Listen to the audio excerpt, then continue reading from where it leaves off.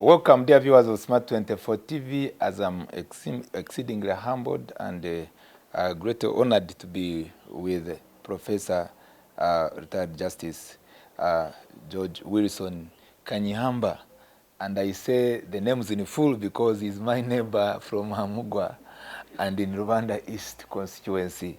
But for national cause and global cause, he's still a senior citizen that we cannot at all fail to tap into the wisdom that we'd like to share with the countrymen and the countrywomen, a fighter for human rights and justice, a constitutional, a professor of law, and for good time a lot that he has achieved for this country, the latest which was before he retired as the Chief Justice of the Supreme Court of Uganda.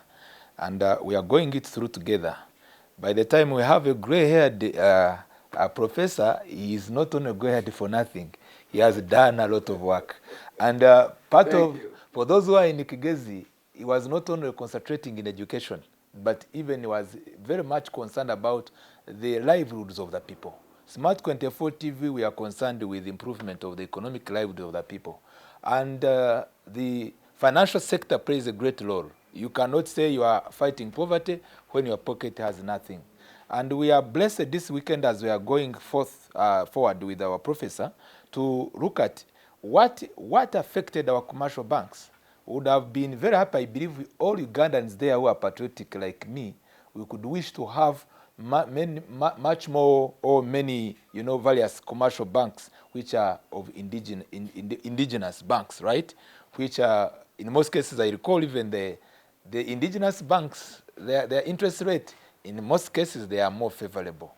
And above all, why are we interested in this talk, especially when you are talking about the impact on economic lives of Ugandans? And by the way, Professor, economic growth. Because the indigenous banks, they don't go for profit repatriation. They don't take, what they get out of as profit, it is invested in the country. But those which are foreign banks, we like them, they are doing a service, are taking the advantage available, but in most cases, they are free to take their profits outside.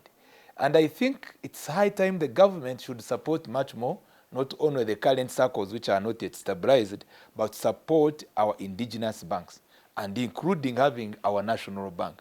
Professor, it is our passion. And you are taking us through what affected our banks, and in the case if others may rise up, because some people are going to come back again, they come and maybe they take up banks, the issue of banks, business, to invest in banks, not to invest only in what is happening.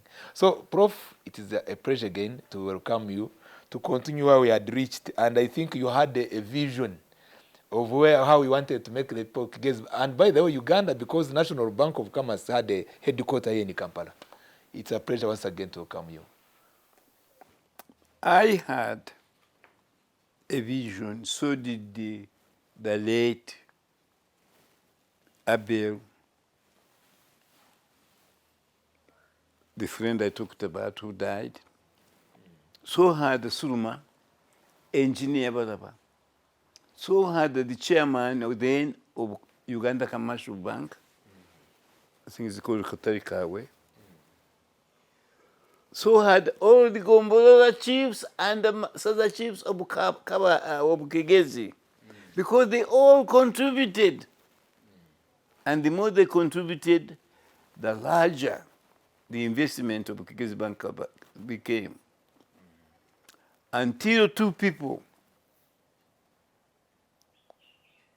with 3 or 4 other accomplices, Mbabas and Zay, decided to be very selfish and hoped they would get more money from foreigners, the Kenyans, Asians, and the Abu Dhabi Arabs.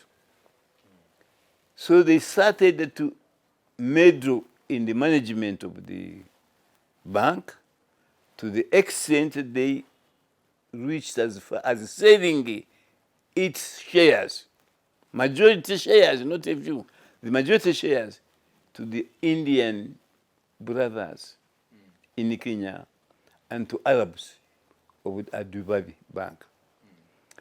Out of that, Mbabazi pocketed something like $10 million. In a good procedure or out of? Eh? Pocketed it in a good faith or? No, out of faith. Remember, the Bank of Uganda is saying we need capitalization. I wouldn't have minded if he put it in Kigezi Bank of Commerce. Instead, he boosted another bank in Abu Dhabi by depositing that to make interest for him personally. In Abu Dhabi? In Abu Dhabi. Oh. So you had to invite the money, I mean, all this kind of capital to yes, in a foreign land? In a foreign land. Oh, that's instead of his own bank, which was chairman, Kigezi Bank of Commerce. That is criminal. Then I don't know where Masuru Chikere put his. Let me make this comment. Yes. Don't you think these people were not were they patriotic too? They are not patriotic. That is not patriotism. Okay, please. That is not patriotism. And then the only one who has patriotism. But when they allocated his money, as I believe $5 million USA, for him is a patriotic Lakana Gunda. He allowed them. I don't know whether they had any issue, but they banked for him that money in a Ugandan bank. So he was patriotic, at least. For him, he was patriotic. But as I have told you, he came here and they told me they just used me. I didn't know anything about all this. And I believed him. While moving forward in our discussion, what do you think was much more of a great advantage to have this bank not closed for the people of Kigezi? How were they going to gain? We are looking, the reason why I'm bringing that question, I am looking at now a bank which was meant to support the lives of the people. Of the people of Kigezi. For the last almost 20 minutes, I'm seeing now the bigger wigs, that's how we call them, the VIPs. Yes. They are the ones who are getting shares, banking in Abu Dhabi. 10 million $10 and now the whole vision now is being diverted. Totally. So at the end of it all, do you think at any point did we achieve what we intended to achieve? We lost. Because apart from losing even what we had put there, in the pockets of 3 or 4 people, it was taken away. To the extent that I remember saying that even the little you have, they will take away. So they took away the little we had. Even the little you had. Yes, was taken away. So totally no gain. My shock. Yes. Ugandans leaders, including the religious leaders, have kept quiet. Those of Kigezi, it's as if somebody put a rubber on their mouth. Maybe they don't never have this speak. information. Just incredible. We are a totally misgoverned country, robbed country, but nobody cares. So long as they are afraid themselves. When this thing happened, Yes, sir. I took 2 trips to Kabale. I addressed the other directors and the other... yeah, you talked about Reverend Katali Kawe and those I have talked to about now. Yes, but I talked to everybody on the radio. and also the local government. On the voice of Kigezi. Yes, sir. I talked to everybody. I said, we must fight. I sent a paper round at the meeting I called. 69 shareholders. 69 shareholders. Supporting me to take a case. Yes, 69. 69 shareholders. But by the time I took the case, I had been contacted by others, and so I was representing 320 shareholders. That is on record. So now the 69, did they sign or they also, some of them, they put... they put... slip on them. They knows how to close people's mouths with money. So 69, did they sign? The shareholders? They sign. I even have their... And now the other one now reviewed the new list of 300. Under 20. And I was representing them. These included Dr. Suruma, who is still a leader in the country, and Honorable General Muhwezi, Jim Muhwezi of Chinchize. He was a director. And they even paid part of the fees we had to pay to the lawyers for suing on our behalf. But the most important, Chidiabwire, his ruling, you must get it, is very crucial. He said these directors must cease being directors of companies, Nzei and Mbabazi and Masuru Chikere. He banned them from becoming directors of companies ever. But he said, I ordered that a meeting, a bank meeting chaired by the Bank of Uganda should take place on Friday at the premises of the bank, which was in Kabale municipality. They didn't invite me or Suruma because they knew we were a bit intelligent. I'm coming to you again on some matter. Yes. I would like to see the intervention of the Bank of Uganda, because in all this that was happening, I'm very aware in matters of corporate governance. Yes. In such a kind of a matter, where the Bank of Uganda is the overseer of commercial banks. Yes. I'm also again concerned as the government, that is the executive, tends to portray as, you know, indeed a determined arm of government to ensure that the lives of the people are made well. But incidentally, where indeed it's already an answered question, where the prime ministers that you mentioned, the former two prime ministers, they are central in the executive, who should have come to defend the interests of the people. But again, we have members of parliament, because this matter, at the end of it all, we should have seen the play of different arms of government to ensure that the people of Kigezi, their vision is. Yes, yes. But again, we see why the viewers and me may be a bit, you know, continuing to interrogate into this and resolve the question. Why could the MPs, members of parliament, just even at any point, I don't recall, where there was such a contentious issue as a matter of national importance on a parliamentary floor? I don't recall. This is amazing also to me. Yes. Because when we had a problem with Kabale University, of which I was a co-founder and the first ever vice chancellor. Chancellor, rather. Yes. Yes. MPs joined in. The late Manzi. For this issue of commercial bank? No. I'm saying the Kigezi Bank, rather Kigezi, yes, the Kabale University. When we had a problem, the MPs joined in. But now we are on the commercial bank basis. But on the commercial bank, they didn't. They didn't. That is the funny thing about it. We take note of that, and it's a call upon members of parliament when projects of this nature that are facing such challenge, there should be. You normally hear about matters of national importance on parliamentary floor. Yes. And we shouldn't have seen a loss of over 500 billion in the hands of the people of Kabale. At another time, there was a loss of 500 billion in Kigezi when there was a problem of Kowe, which came fraudulently, yes, in a manner that was totally fraudulent. And where only the concern of the people whom I'm trying to represent in this moderation, the recovery is always a challenge. And it is quite teasing us where the thief is found and even is declared as a thief, but the recovery is impossible. What do you think, how should we handle such a matter? Even including... So, for example, about MPs have a responsibility. The Supreme Court, I don't know what authority they use, but they have said because the ban they had put on Crane Bank, owned by Sudhir, has expired. Therefore, automatically, the shares of Crane Bank should revert to them, to the owners. That applies equally. That now, because Sudhir had taken our bank illegally and criminally, so now they have made that ruling. I am asking, I'll give you a copy, I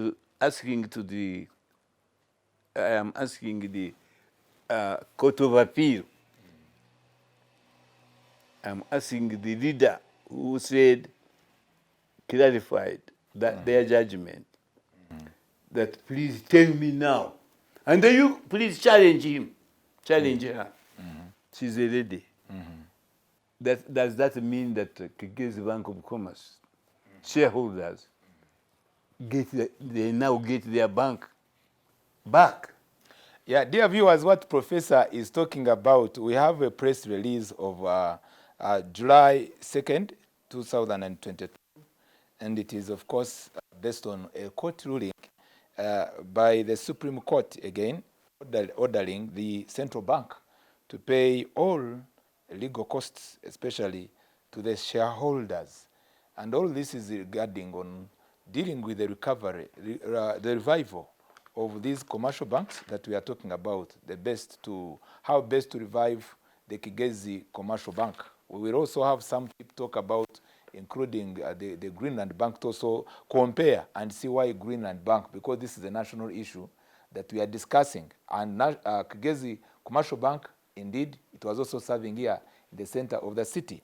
So here, the information available is the Supreme Court has ordered Bank of Uganda to foot all the legal costs involving the multi-billion case brought against businessman Sudhir Rupareli by Ukraine's bank in receivership. And in its final ruling on the matter, the court also ruled that the receivership of Ukraine Bank ended on January 20th, 2018.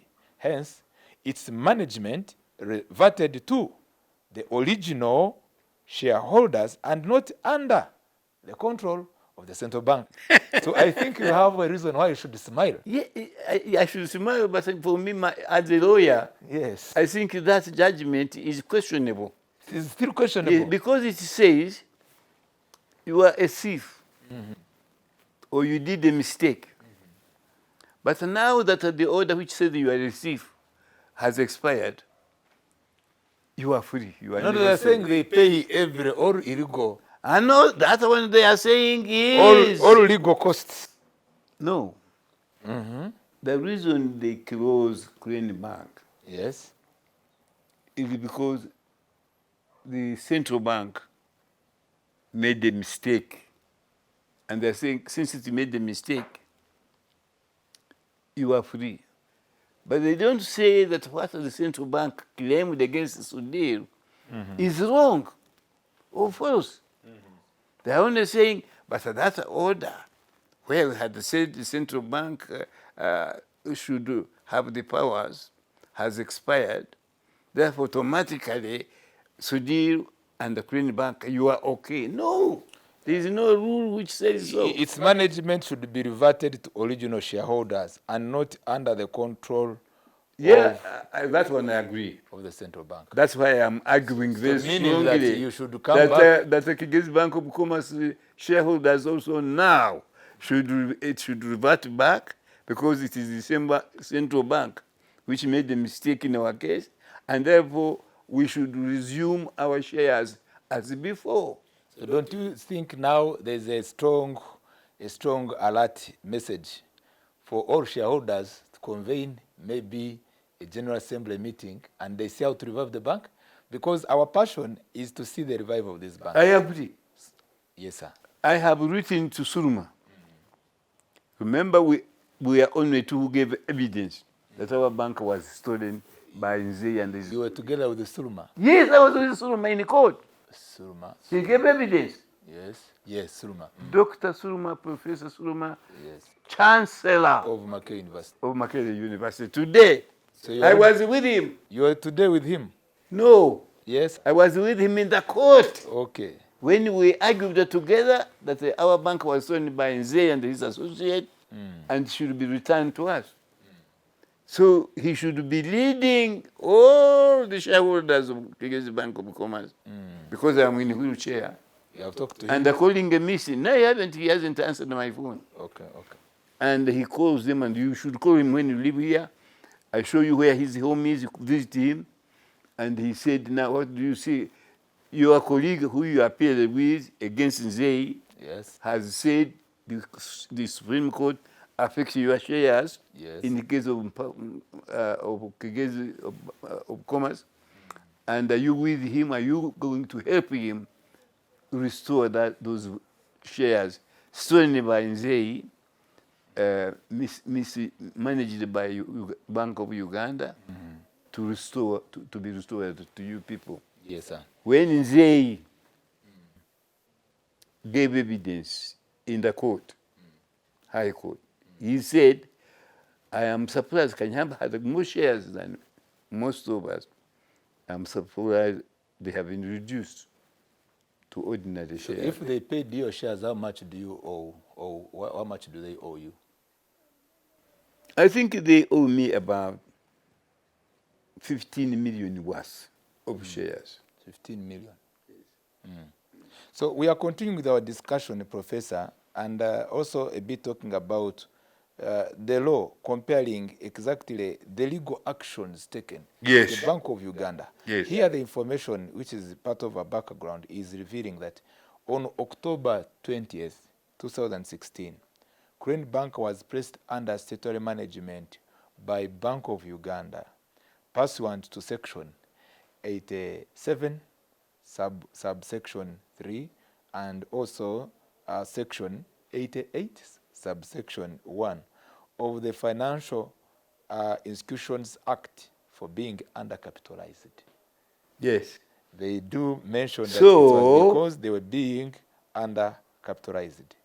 I continue 1 second. The central bank pursuant section, this is where you are much more your area.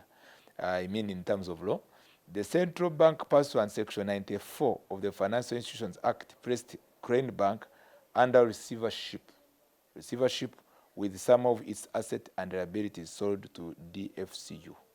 So the challenge for that, we call it, it would have been referred as the death of one of the commercial bank and among others, but now we are looking at how the resurrection will happen. Yes. And which will be a revival. Yes. And it is taking us from Kigezi Commercial Bank. Yes, am I right? Kigezi? Yes, Kigezi Commercial Bank. Commercial Bank. Because the National Bank of Commerce is National illegal National and unconstitutional. The court declared herself on that? Pardon? The court declared herself on that. Don't you remember Justice Shagwiri did? Okay. And they ignored his ruling. Okay, yes. Okay, thank you for the reminder. Yes. Then from there, it takes us to Crane's Bank. Yes. Then finally, DFCU. Yes. Then now we are after the ruling, we want to claim it back. That's right. And when shareholders, some had lost hope, maybe others, they got their behind pay. Yes. It is a long story. Yes. By that time, 2007, I was a sub-county chief, and I used to represent one of the and local the UF was a member. Yes. Wasn't it? The whole people. But now, the local government, there is a need of an awakening. Yes. So, and the one who spearhead, some of you top directors, something needs to be done. So in the process of revival, I do believe you have something to communicate to Ugandans. Absolutely. In terms of what now needs to be done. Yes. If we are to have this bank back, apart from... All I can tell you, if all laws were obeyed, and the ruling of the Supreme Court is binding us and everybody, then the good news is that the shareholders of Kigezi Bank Bahamas should be jubilating because our shares will be returned, because they got them illegally and unconstitutionally and criminally. And the Bank of Uganda handed them over to Sidiro illegally, as the Supreme Court has ruled. And therefore, the conclusion, the only conclusion, our shares must be returned intact, our building in Kabale must be returned intact, every asset of this, of Kigezi Bank of Commerce, must be put in place as it was before. Says the law, says the Supreme Court of Uganda. Yes, please. Where can Nzei Ombaba's escape to? Nowhere. Thank you so much. We are still dealing with corporate governance, and we look at how Africans should manage our affairs. And it is quite absurd where we fail to manage our own banks, and we end up being our resources being governed by the foreigners.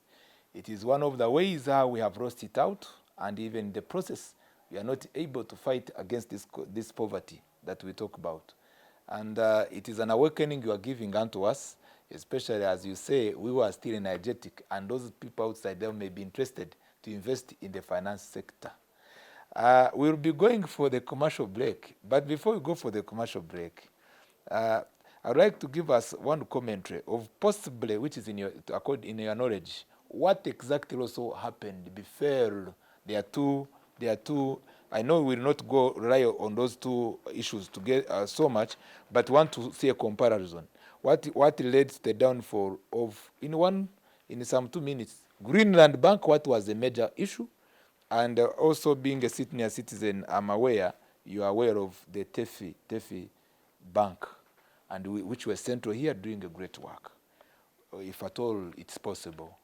In 2 sentences, gross mismanagement by entrusting the running of a bank to be done by non-banking experts and political interference. That's it. This is the cause of Tefe Bank. It was the cause of the other local banks. In addition, foreigners pay bribes to get advantage over Ugandans. Over Ugandans. And they pay you 50 million shillings or even 10 million, you make a decision in favor of foreign investors rather than over Ugandans. If you hear the president of the country of Uganda, President Museveni, saying publicly that my foreign investor, one of them, is 100 more useful than 100 of Kigezi. Oh, he said and that. And then you hear that a very close friend of President Museveni, Sudir, who by the way used to be also my friend, has acquiring Kigezi Bank of Commerce. And you know he's 100% more efficient than 100 Kigezi. What do you expect? So we are going to go for the commercial break. When we come back, Professor, Yes. There will be one of our commercial law analysts. Yes, okay. And he will also join us to ask maybe why there is a challenge in the commercial courts. They delay to deliver judgment. We will be talking about that. By the way, when we come back, when Justice Chidabwile ruled in our favor, he was the head of the commercial bank. Okay. Thank you so much. Stay tuned on Smart 24 TV. We want to see how we can resolve what has hindered our banks, especially the indigenous banks. We are very much in this weekend deliberate to look at the best inspiration we can give to Ugandans to get interested in investing in the financial sector. We can have Ugandans who are having banks here and going to Kenya.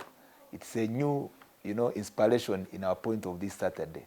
But we must first remove the backlog, what exactly affected the existing banks, and then we look at how we can go and begin maybe new ones. Stay tuned on Smart 24 TV.